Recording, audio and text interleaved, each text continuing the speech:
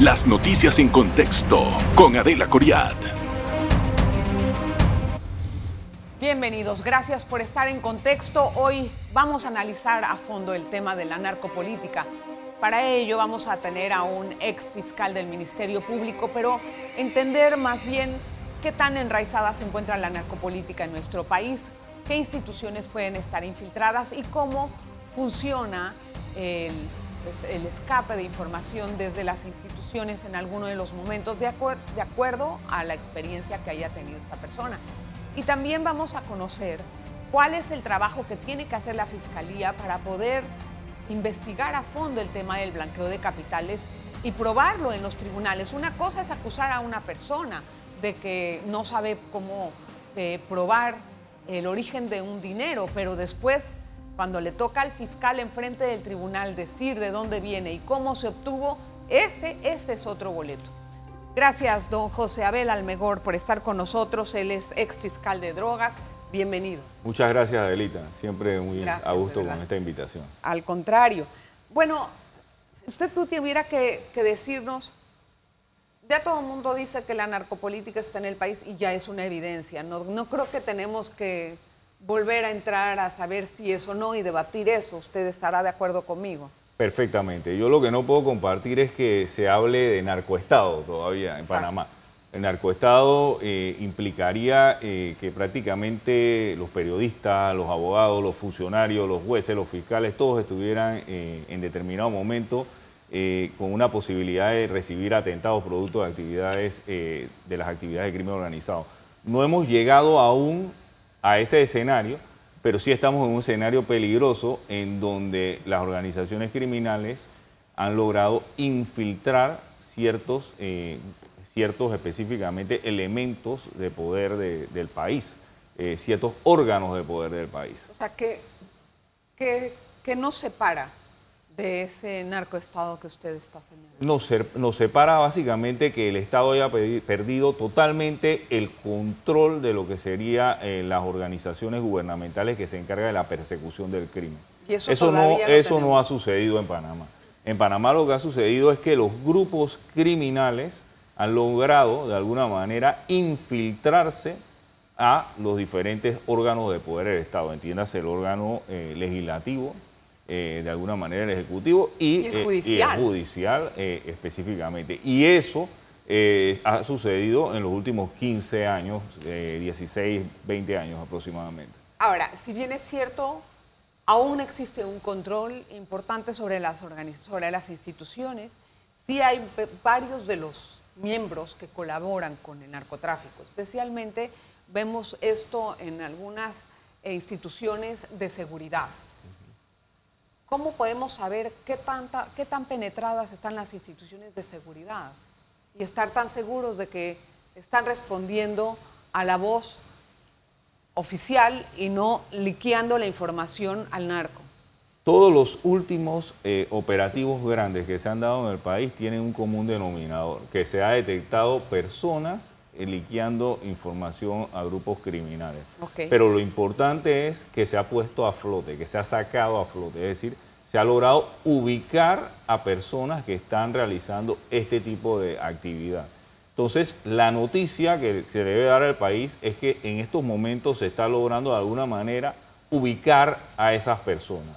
Ubicarlas porque las mismas están dando información incluso antes, durante y después de las diligencias operativas.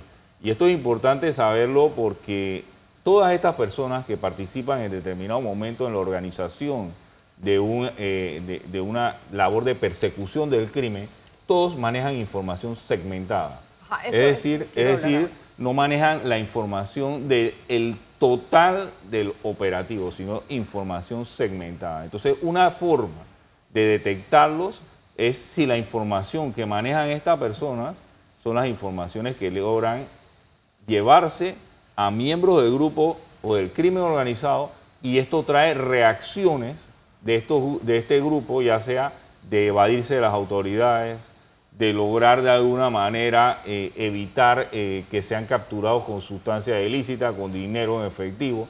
siempre va a poder haber un control de quién manejaba la información que fue liqueada. Pero a ver, en ese caso, y volviendo atrás un segundo para después entrar en la segmentación de la información dentro de las fiscalías para entender cómo se sale esos datos.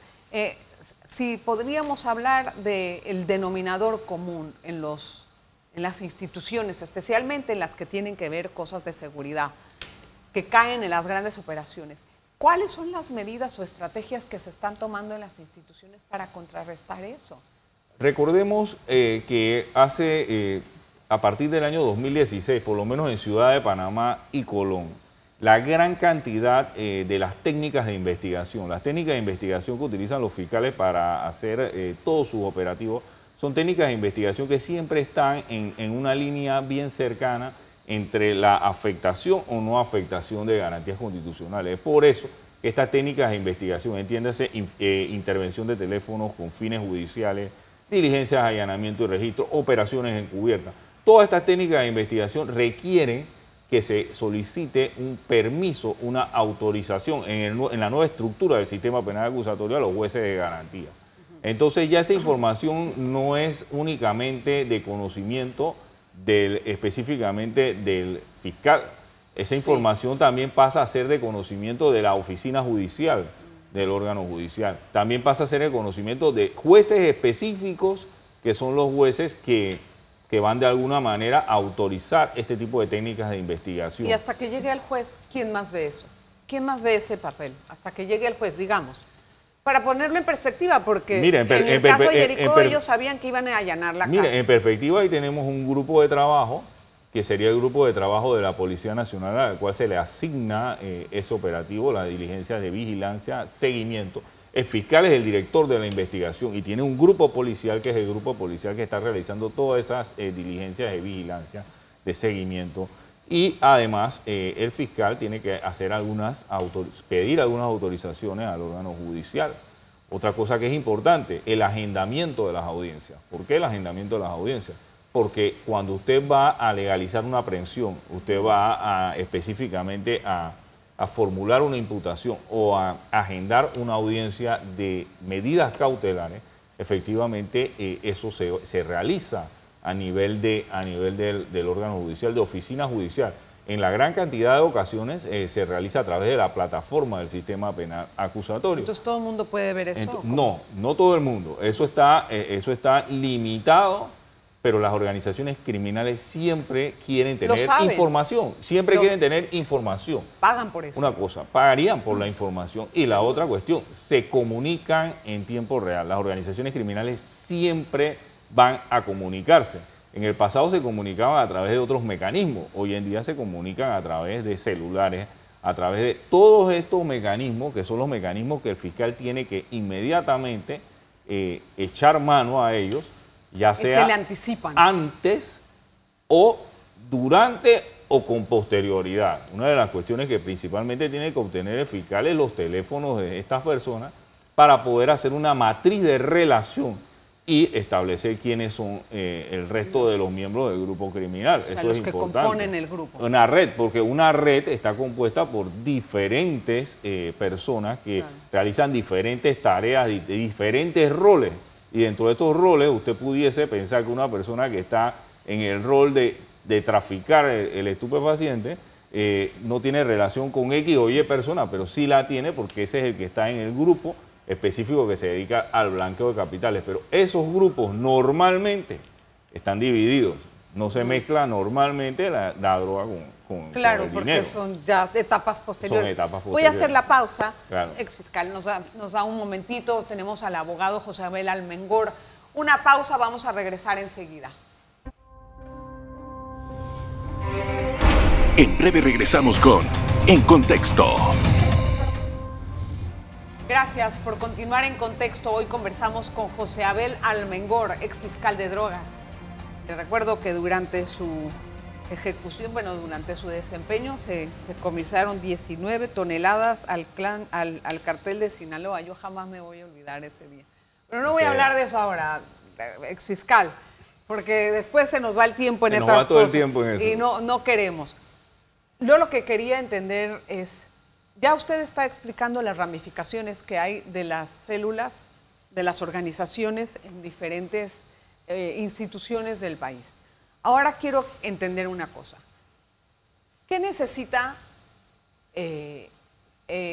la Corte, por ejemplo, para investigar a un diputado como una prueba verdaderamente idónea en un caso de narcotráfico?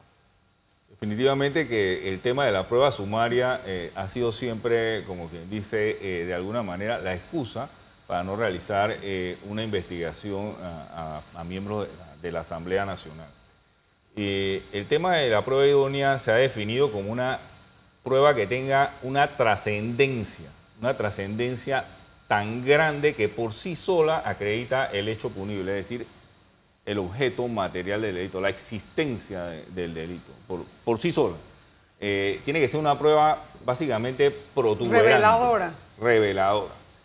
Ahora, normalmente nosotros, ¿qué podemos decir por una prueba reveladora? O sea, no puede haber indicios. ¿Qué? No puede haber, hoy en día ya no se utiliza tanto la palabra indicio porque se ha desaparecido la palabra indicio del catálogo específicamente de pruebas. Pero se utiliza la palabra elemento de convicción, algunas terminologías que realmente se convierten en indicios, y el indicio sigue siendo un hecho que debidamente probado te permite llegar a conocer un hecho desconocido, y eso aún en las investigaciones penales existe. Ahora, ¿qué es una prueba protuberante? Yo diría que cuando hay flagrancia en la ejecución, y la flagrancia la definimos como que la persona es capturada en la ejecución material del hecho, o cuando es capturada producto de una persecución directa del lugar de los hechos, o cuando es capturada producto de algún elemento de convicción que te indique de manera directa, ubica a la persona en el teatro de los hechos. Pero no puedes ni siquiera ubicarla porque es una persona que es un diputado que no te permite ni siquiera investigarlo. Entonces, ¿cuándo se va a investigar eso? No, pero en el momento que surge, en el momento que surge la flagrancia, no hay nada, pero puede surgir la flagrancia de diferentes maneras. Puede surgir la flagrancia a través de la captura de la persona en el lugar de los hechos, o a través de algún... Mire el gobernador, el diputado, era gobernador de Cunayala, bueno, ese en el lugar de los hechos, pero puede haber algún mecanismo tecnológico de investigación. Lo que pasa es que nosotros hoy estamos ubicando la flagrancia como que capturan a la persona en el lugar de los hechos con la sustancia ilícita, por decirle eso. Eso es prácticamente muy difícil porque estas organizaciones criminales lo que hacen ellos se cuidan y mandan a otros a hacer las cosas.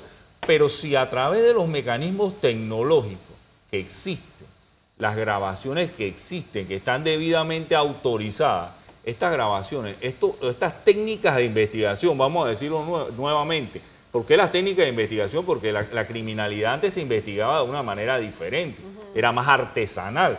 Hoy en día hay que investigarla a través de los mecanismos que existen, las nuevas técnicas de investigación. Si a través de esa técnica de investigación usted logra ubicar a una persona en el lugar de los hechos, entonces, ¿quién nos diría a nosotros que no existe flagrancia o prueba idónea? Por ejemplo, fiscal, transcripciones de conversaciones en donde se puede percibir que hay algo oculto o algo ilícito, ¿sirve?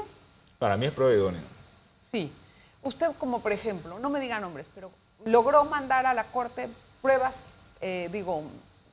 carpetillas de algún diputado en su época. Sí. ¿Y qué pasó con eso? Nada.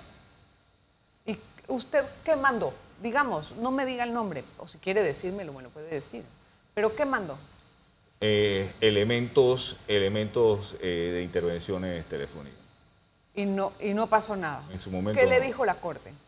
Que no había prueba idónea. Y esa persona que usted mandó la investigación, ¿ahora sigue en la figura pública? No. No está. No está. Pero sigue, digamos, en algún asunto ilícito. Desconozco. Pero ¿como cuántas mandó en su época? Yo calculo que fueron 3. No fueron muchas. No fueron muchas. O sea, que fueron pocas. Fueron pocas. Ahora, en materia de investigación, cuando una persona, digamos, puede tener relación en sociedades anónimas con las sociedades que se están investigando, ¿eso es una prueba idónea? Eso es una prueba circunstancial, pero que evidentemente es protuberante. Es protuberante, Sí. o sea que eso se puede pesar. Sí, dependiendo O sea, qué tipo de relaciones. ¿Qué pasa cuando un fiscal dice, bueno, un magistrado dice, bueno, que yo voy a coger este caso, voy a tener que abrirlo? Tiene la debacle de que en la asamblea le pueden hacer algo igual. Bueno, eso es algo demasiado, vamos a decirlo así, es una presunción Pero puede ser. que ello pueda suceder, que en la asamblea, esto llevaría como consecuencia que toda la asamblea estaría de alguna manera, o todos los miembros de la asamblea estarían de alguna manera solapando una actividad ilícita de uno de sus miembros. Porque yo no puedo decir aquí que toda la asamblea está correcto. vinculada a este tipo de actividades. Entonces, cuando toda la asamblea solapa a uno de sus miembros, a dos de sus miembros, a tres, se mencionan hasta 6 de sus miembros, entonces definitivamente eso colocaría a toda la asamblea en una situación bien complicada de complicidad con actividades relacionadas con el crimen y el crimen organizado. Yo pienso que los países van evolucionando y la forma como las personas van pensando van evolucionando. Y hoy en día, que la asamblea se pronuncie de una forma de esa naturaleza, definitivamente va a traer un impacto social que va a ser significativo. Es diferente. O sea que ya no está tan sencillo, tú me haces, yo te hago. Sí, eso ya no es tan sencillo como antes. Ya hoy en día la gente está viendo el crimen prácticamente, o las consecuencias del crimen prácticamente en sus comunidades, en sus casas. Ya lo tienen en o sea, su le casa. está llegando más cerca. Claro. Si usted ve en los últimos años, usted ha visto que asesinan gente de crimen organizado en centros comerciales, dentro de barriadas cerradas. O sea, las personas ya están viendo el crimen muy cerca y definitivamente lo están viendo tan cerca que ya no lo ven como eso tan aislado que se veía hace 15, 20 años, que eso no me va a tocar, que no me va a pegar. Que lo veían en otros barrios. Voy a hacer la pausa. Al regresar, vamos a conversar acerca de para la investigación que tiene que hacer un fiscal para probar blanqueo de capitales, algo importantísimo en donde se han quedado un poco flojos los fiscales. En breve regresamos con En Contexto. Gracias por estar en Contexto. Fiscal, probar el delito de blanqueo de capitales es demasiado difícil en estos, especialmente por las nuevas técnicas para mover el dinero. ¿Quién puede seguir el rastro en Bitcoin? Nadie. Tal vez esa ha sido una de las técnicas que ha empleado no solamente el narcotráfico, cualquier actividad ilícita para que no sea rastreable el dinero. ¿Qué va a tener que hacer la Fiscalía para poder probar el delito de blanqueo de capitales? Mira, las organizaciones criminales siempre van a utilizar todas las herramientas propias de la economía arreglada que son lícitas. Todos los productos financieros que son lícitos, ellos lo van a utilizar para actividades ilícitas. Es igual que los medios de comunicación. Todas las tecnologías nuevas ellos las utilizan para actividades ilícitas. Es por eso que el blanqueo de capitales requiere que el Ministerio Público trabaje con todas las entidades financieras o con todas las entidades que de alguna manera tienen que ver con productos financieros. ¿Por qué?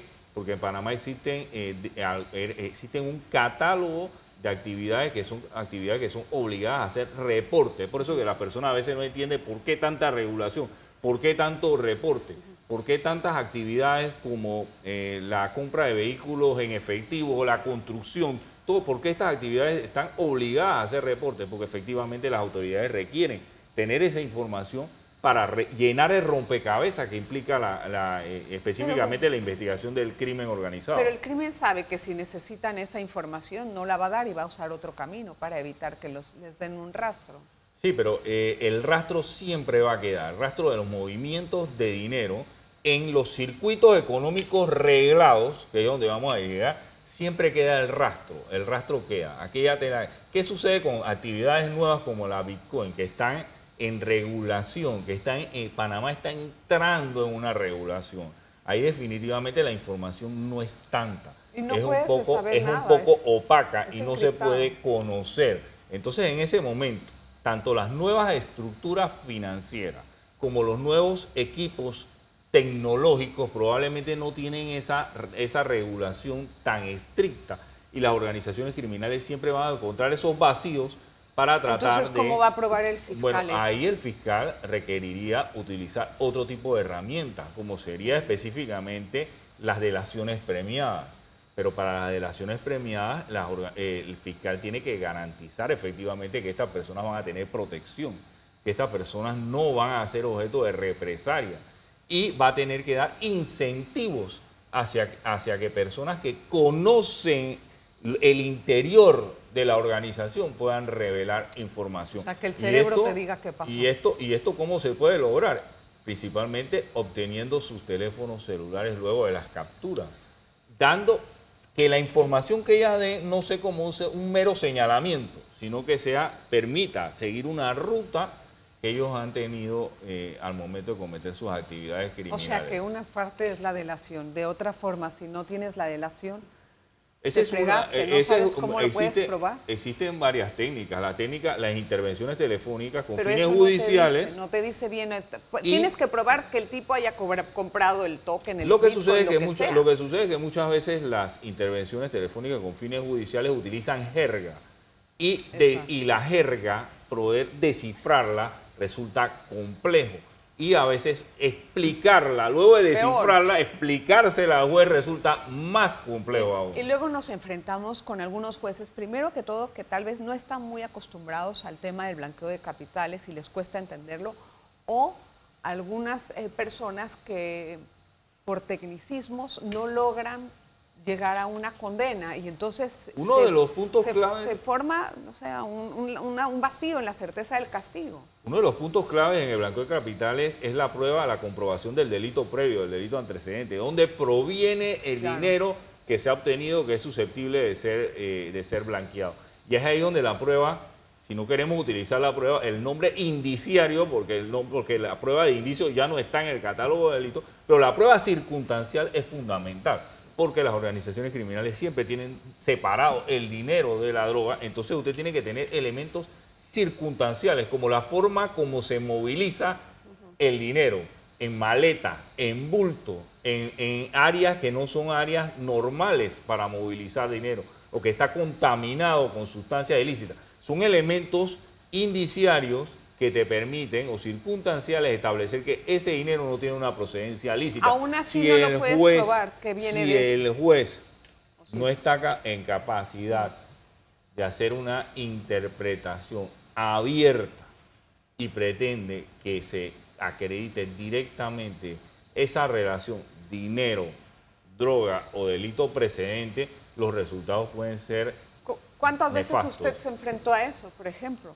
A jueces que no entendían o que por un tecnicismo se le caían los casos. En múltiples ocasiones, y tanto es así que la primera condena por blanqueo de capitales que hubo en la República de Panamá en firme de la Sala Penal de la Corte Suprema de Justicia fue en el año 2005. Es decir, imagínate, no hace tanto tiempo, tomando en consideración que Panamá fue considerado un paraíso fiscal y que Panamá fue considerado que movía dinero producto del narcotráfico desde mediados de la década de los 80. Desde mediados de la década de los 80 hasta la primera sentencia en firme, que fue el caso de los colombianos Pío Rivera, estamos hablando del 2005, estamos hablando de más de 20 años. Ahora, el tema es cómo seguir de aquí en adelante y evitar esos tecnicismos también que a veces salen de la fiscalía. Una última pregunta tengo. Si el fiscal es el que tiene todo organizado dentro de la estructura de investigación, ¿cómo es que se enteran las personas de las diligencias que hay en los diferentes ministerios o en las diferentes instituciones? ¿Cómo se enteran previamente las organizaciones? ¿Tienen gente en cada parte o puede ser una persona de la fiscalía que maneja la información? Yo soy del criterio que hay personas en diferentes lugares. Y mire, uno de los casos más preocupantes... Pero deben de tener una ramificación impresionante. Una ramificación impresionante. Y uno de los casos más complejos que se existió guarda relación con aquella persona de oficina judicial que lograba colocar las audiencias específicas en jueces específicos para que se dieran medidas cautelares a miembros de un grupo criminal, específicamente una pandilla. Ese fue un caso que se dio en la República de Panamá y que es un caso complicado, digno de estudio, y en donde ahí se observó que la oficina judicial tenía esa penetración. Y ese juez tuvo que haber tenido algún tipo de sanción. Y eso ha sido, no se supo, se supo la detención de la persona de oficina judicial, sí, no se supo más allá. Si es que el juez es responsable o la juez, no sé, tiene que haber una sanción, no hay. Correcto. Gracias, don José Abel Almengol, por estar con nosotros. Tiene un nuevo libro, El desarme de la Policía Nacional de Panamá. Así es, lo vamos a estar presentando en el Tribunal Electoral el 12 de septiembre. Primero Dios, buena suerte. Gracias, don José Abel. Oiga, gracias a usted por la atención. Nos vemos la próxima. Las noticias en contexto con Adela Coriad.